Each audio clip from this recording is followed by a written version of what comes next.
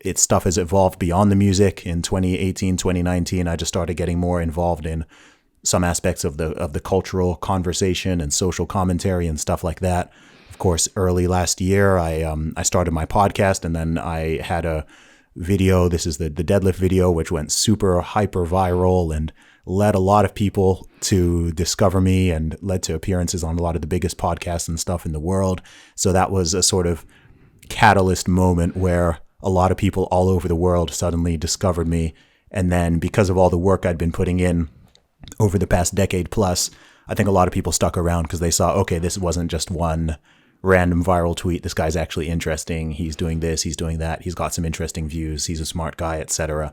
So I was able to sort of turn that flashpoint into something beyond just a little internet moment. So do you still hold the women's deadlift record? Yeah. I mean, unless something really changes, I think I've probably got that for a while, unless another... No, unless some other dude figures it out. Unless someone else works out my hack, yeah.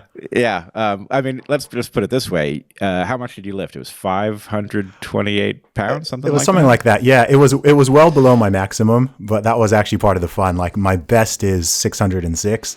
So that video was actually just from one of my training sessions. It wasn't like it wasn't a max effort lift or anything. I just had it on my phone.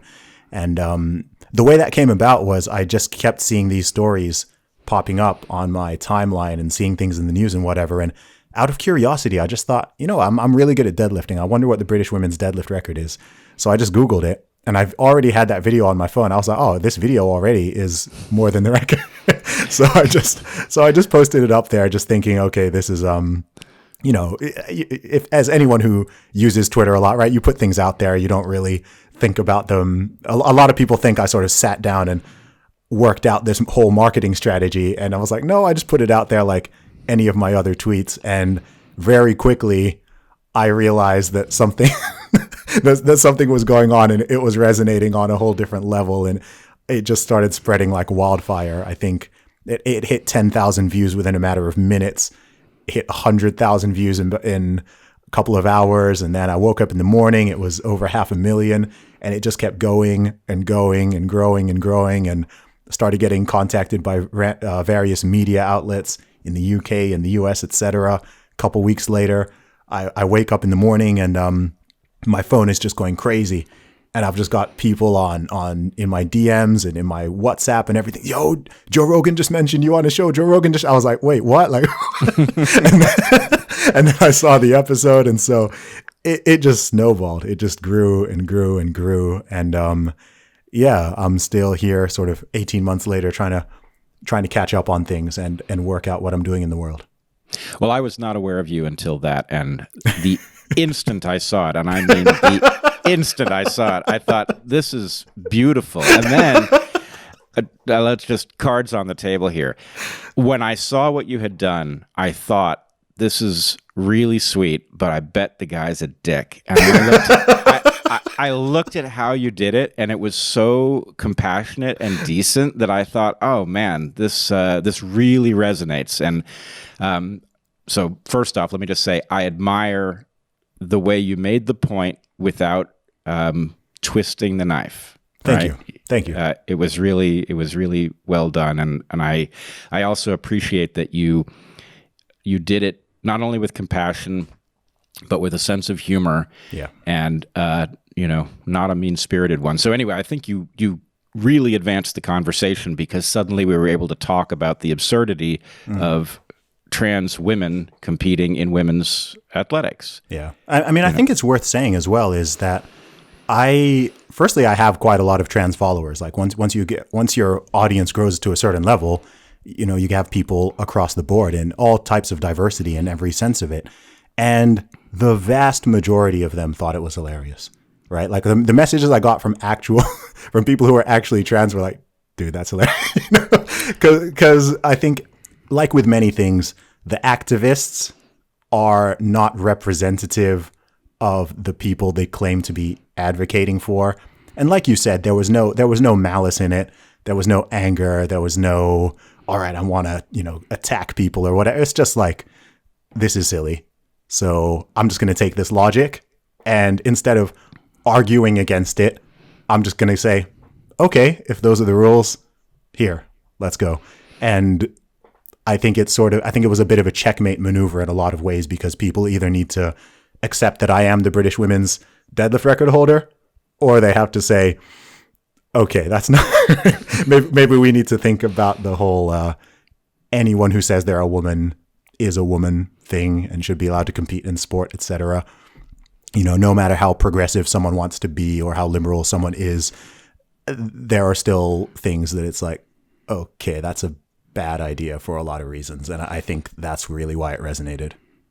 Yeah, it's a terrible idea at the level of sport, and it's a tragic idea at the point we get to things like prisons, Yes. right? Yeah. I mean, you can't very well have a man declare himself a woman in order to go to a woman's prison, you know. So we have to draw a line somewhere. And for me, and when I was teaching at Evergreen, Heather and I had many trans students. It was actually not uncommon, and we got along with them very well, and we treated them compassionately. And then encountering trans activism after we were driven out of Evergreen, it's like you say, there's a dichotomy between the activists and the people who are in the community for other reasons.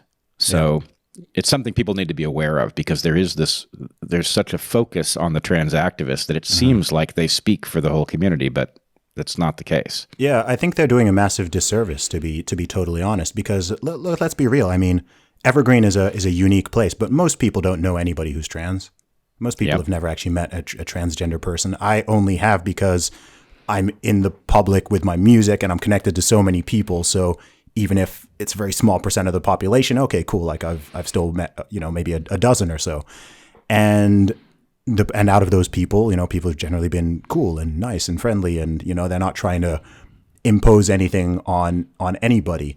So I think it's actually quite a big problem, because, like you said, what most people will see and how most people will judge things is based off of the people who have the loudest voice and who are making all of these demands and trying to force people to use certain words and trying to bully people and harass people and come into sports and do this and do that.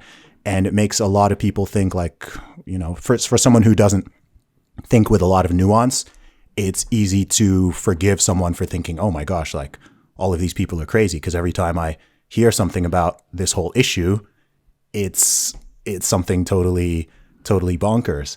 And I know that's not the case, but yeah, I think oftentimes with these activists, they just end up doing more harm than good, just like I think is happening in a lot of other things when you're seeing what's going on now with, this whole inverted commas anti-racism movement, which has become very racist in many aspects. And it just, to me, it's actually regressive, right? People like to say that someone like myself, who's more, conservative leaning on many things, people like to say that I'm the one being regressive, but I'm like, look at what you're doing here and here, right? The last week I spent 2 days just getting attacked for the fact that I said that it's bad to be racist to white people, right? Like I was getting emails, DMs, like all kinds of horrible stuff for me saying, no, this is bad, right? Like right? This isn't good. I don't think we should judge people based on the color of their skin or call people inferior or do any of this. And then I start getting attacked. And I'm just like, what is this world that we're living in that is considered? I don't know. It's a strange thing. It's a strange thing.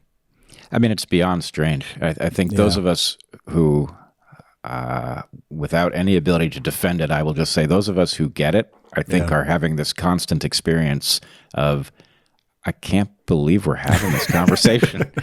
Yeah, it's weird. But, I have a theory about this, and this is something I've sort of observed over the years, and this is that I think any sort of social justice movement, let's call it that doesn't have a clearly defined finish line, ends up becoming what it's set to fight against.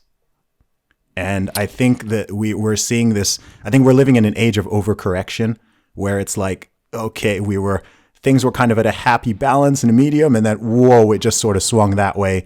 And it went from, if you go back decades, it went from, okay, it's acceptable to judge people based on the color of their skin, to no, that's not acceptable and we shouldn't do that, to no, now we must judge people based on the color of their skin in the name of anti-racism. And with that, you've got all this sort of anti-white rhetoric and sometimes anti-Jewish rhetoric and people trying to roll back discrimination laws so that you can hire based on, and you're just like, wait, what is going on? Or if I look at certain aspects of what people call modern day feminism, which, you know, I have my own issues with, but again, it went from a movement that was like, okay, women should have equal rights to men and be allowed to vote, you know, inherit property, etc. Yeah, I'm on board. And then it went to, okay, cool, we've kind of got a happy balance, you know, at least in the West, not everywhere in the world, but cool, we've kind of got this. The rules are fair, the laws are equal.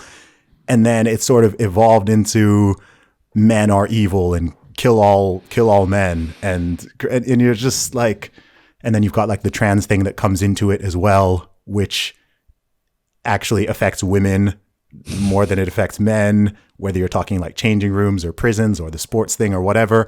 And it just becomes confusing. You're just like, wait, what's going on here? And it's strange because it's all called progress, but I'm not convinced that it is.